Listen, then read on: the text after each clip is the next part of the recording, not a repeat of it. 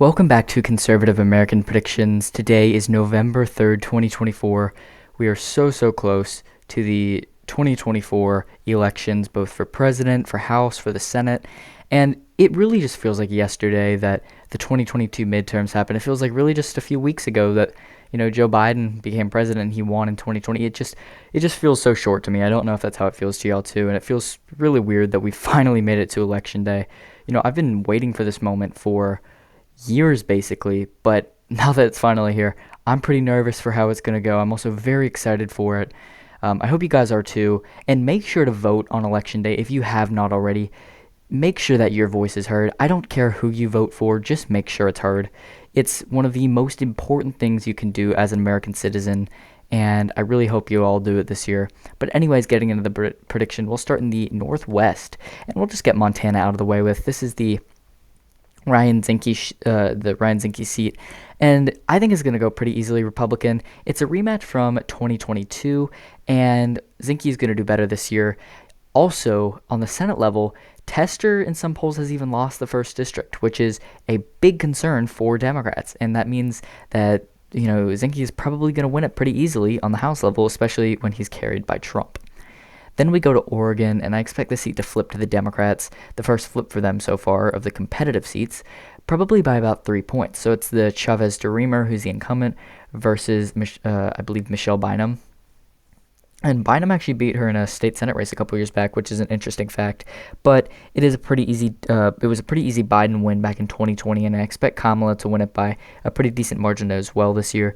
So that's going to help Chavez-DeRemer get unseated, and Democrats will flip it. Now, out of the Washington seat, this is the Gluskamp-Perez versus Joe Kent seat. It's a rematch from 2022, and it's one of the few times where a rematch is actually going to be successful for the opposing party. So in 2022, Joe Kent unseated in the primary. He unseated the incumbent Republican, who's very moderate, and he ran as a very firebrand, MAGA candidate. That didn't work. He lost to Gluskamp-Perez by a tilt margin. However, this year with the Republican Party much more unified around him, and even the national Republicans helping him out, I do expect him to flip the seat by a tilt margin. Now we go to California. There are a lot of key races here. We'll just go, and we'll start with the north and work our way down. First, we have the Duarte versus Adam Gray seat. Duarte is the incumbent, and while he does fit the seat well ideologically, I do expect him to still lose, as it was a pretty easy win for Joe Biden in 2020, and with Kamala on the ticket, she's still going to do pretty well, and he's a freshman representative, meaning that he's only been there for one term, so I really don't expect him to have that much pull in the district, meaning he will lose probably by about 2 points. Then out of the Valadeo seat, I do have it going tilt Republican. So I think that he is a pretty strong incumbent. He fits the seat ideologically well. He's very moderate. He actually is going to be one of him and one of the Washington representatives. They're going to be one of the two last impeachment Republicans of the Trump impeachment, and if he does win. And he, again, pretty moderate, and this is going to help him. Also, it's a repeat from 2022, and despite it being closer, I do still expect the Republican David Valadeo to hold on. Out of Mike Garcia's seat, though, I do have it flipping, going to tilt for the Democrat. The candidate is Whitesides. He is, I believe, a former NASA director. He's a strong candidate for the seat, and Democrats are pouring a lot of time, money, and resources into this seat overall, and they are really hopeful that they can flip it, and as of now, I think they will.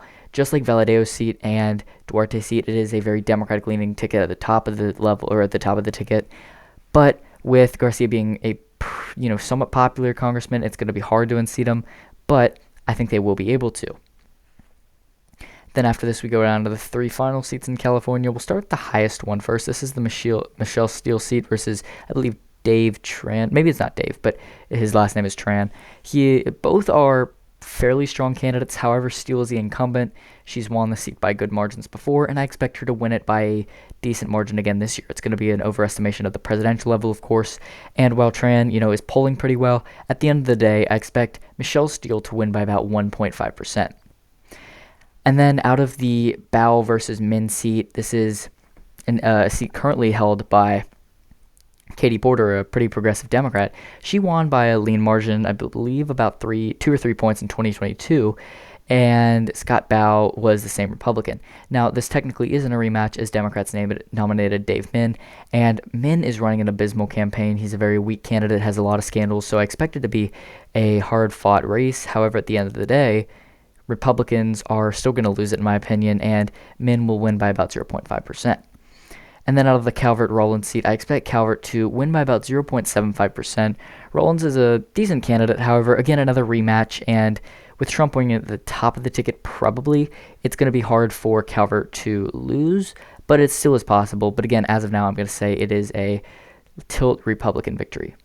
And then we'll jump to Alaska, which I expect Mary Peltola to win by a tilt margin. She's doing all right in the polls, and even though Trump is going to win it by probably about 8 points nationally, it's still going to be a win for her as she is insanely popular in the state. She's actually the most popular statewide elected official, and that's going to help her cruise to a second term. Then after this, we'll go to Arizona. This is the Schweikert and the Siscomanni seat. We'll start with Siscomanni seat. It is a border district, and I expect Republicans to do pretty well here. Siscomanni is a popular incumbent. He's very moderate, and he is going to do pretty well here. I expect him to win by about 2 points. I believe this is another seat where you have both candidates from 2022 running again. Could be wrong, but I believe Kirsten Engel did run in 2022 as well. And then out of the more important seat, this is the Schweikert versus Amish Shah seat. I expect Amish Shah to flip the seat as Siscomanni is a little bit too conservative for the seat, as well as his recent comments about abortion that have been circulating. They are going to hurt him quite a bit in the seat, giving Democrats another pickup, and that is definitely some good news for them. And then out of New Mexico, this is a hold for the Democrats, Gabe Vasquez versus Yvette Herrell, another repeat from 2022, as Gabe Vasquez actually unseated Yvette Herrell. And Harrell is definitely a strong nominee. However, New Mexico is going to be a little bit less red this year than it was in 2020, meaning that Democrats are going to win it by a little bit more, probably by about 2 points. And then out of Colorado, we'll start with the Caraveo seat. I expect her to win by probably around 2 points. The Republicans nominated a strong candidate. He's going to do very well. However, with it being a left-shifting seat that Kamala is going to win by a large margin on the presidential level, it's going to be hard for them to pull it off. So a lean Democratic rating here. And then the opposite out of the open seat that is currently, or that was held by Lauren Boebert, or I guess that is held by Lauren Boebert, but Boebert is running in the 4th district this year. I expect Democrats to, do pretty well here. Frisch is a strong candidate. However, Republicans are more likely to win it now that she's out of the race, and Trump won it by a sizable margin on the presidential level and probably will again. So that is a lean Republican rating. And then Nebraska, this is the Don Bacon versus he's a state senator from, I believe, Omaha. His name is Tony Vargas. And Vargas is maybe not the best candidate. It is a repeat, but he's going to win this year. Back in 2022, most polls said that Bacon was going to win by a considerable margin, and he ended up doing not terrific. He only won by a few points, which, yes, that is an overperformance of the presidential level, of course. However, that is still less than he should have won by. So this year, I expect him to lose, as most polls actually do have him down now, and Vargas is running a much stronger campaign. So that is a lean Democratic rating. And we'll jump to Wisconsin real quick, get that out of the way with. This is the Van Orden seat. And Democrats nominated a pretty strong candidate. However, the primary is pretty divisive, and it's going to be hard for them to fully unify. And also with Trump carrying the ticket at the top of the ticket, it's going to be hard for Democrats to unseat Van Orden, even though he's a pretty horrible incumbent. So that is still a lean rating for the Republicans, probably about R+3. Then out of Iowa, the Ann Selzer poll dropped last night, and it was surprising to say the least. Harris is leading Iowa by 3 points.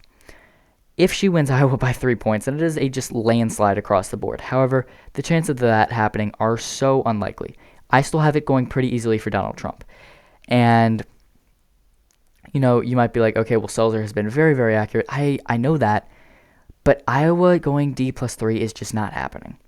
So I'm going to say right now that Iowa is, a pretty easy one on the presidential level, but it still is a good sign for Democrats in the state. So I'm still going to say that the Bohannon versus Miller Meeks seat is lean Republican by about 1.5%. Miller Meeks is the incumbent, and she probably will win by a decent margin. Trump is still going to carry the seat by a little bit, so that is a lean rating here. But then out of the Lennon Bacom versus Zach Nunn seat, I do have it flipping for the Democrats. Very good news for them, and that puts them at 208 seats, probably by about half a point there. And then we'll go to North Carolina. This is the Don Davis versus Lori Buckout seat.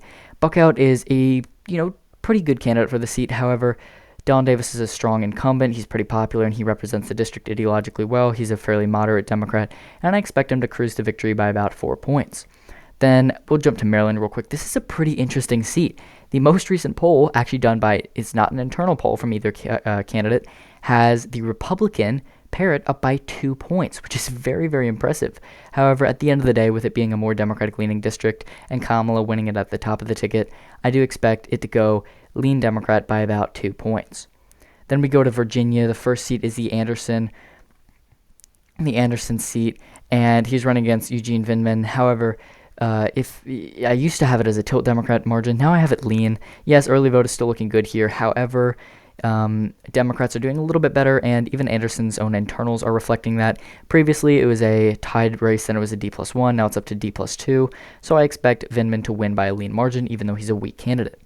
But then out of the Kagan seat, a much more Republican-leaning district, I expect Republicans to win by a pretty decent margin, about a 3-point win, as she is pretty popular, and she is pretty well liked in the district, as well as Trump's going to carry it on the presidential level this year.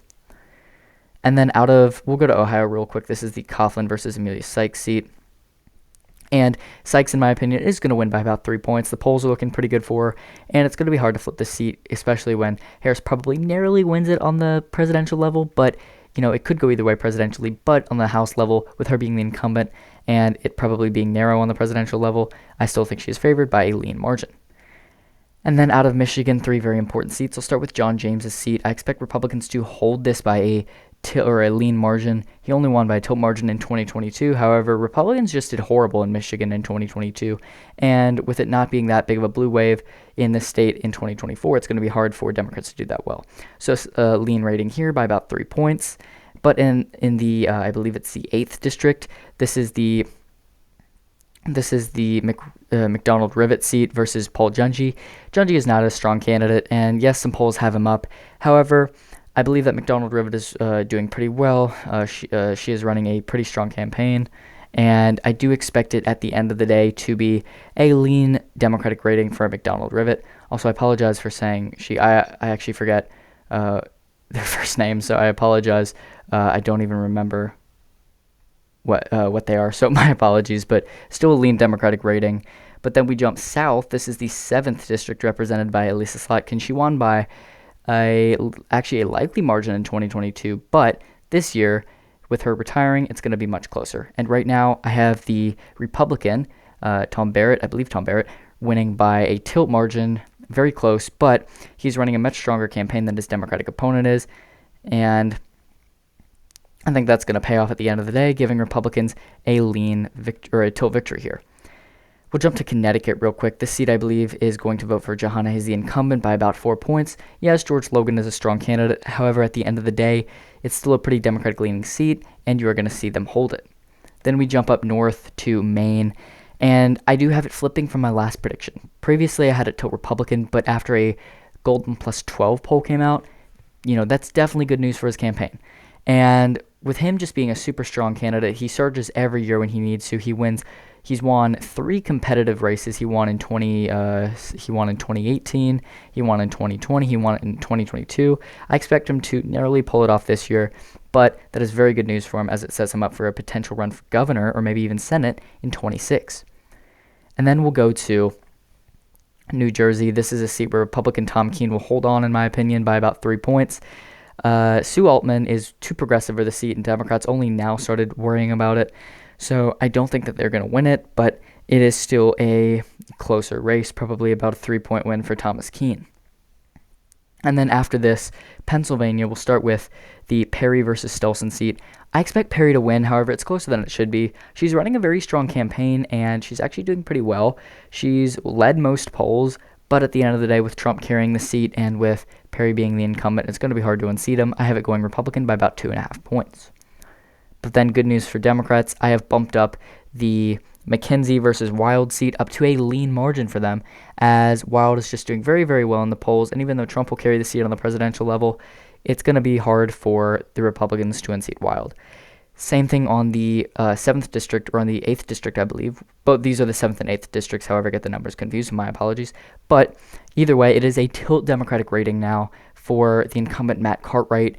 And I previously had this at tilt Republican. However, similar to the Wild McKenzie seat, it's going to be hard for Republicans to flip it.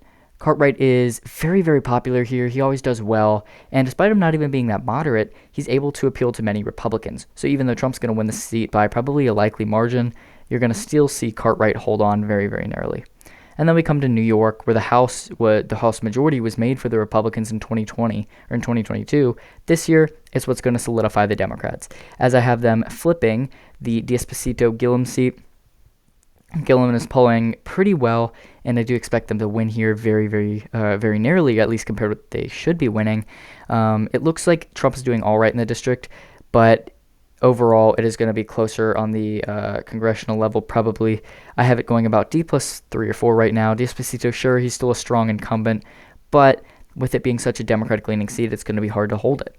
And then more good news for the Democrats, the Brandon Williams seat. I do expect them to flip it. John Mannion, sure, maybe he's not the strongest candidate. However, Brandon Williams is too conservative to hold the seat in a presidential year, and it's too Democratic-leaning for him to do so. Also, he is by far the least, just I guess you could say, charismatic and strong incumbent out of the 4 Republicans, and I do expect him that to show on Election Day when he loses probably by about 4 points.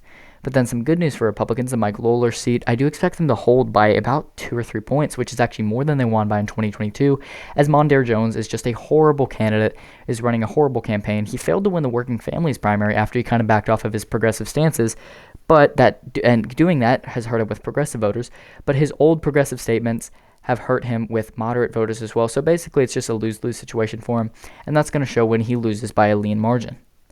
And the last seat, one of the most important ones, the last seat out of New York. This is well, honestly, it might be one of the closest seats overall. This is the Josh Riley versus Mark Molinaro seat.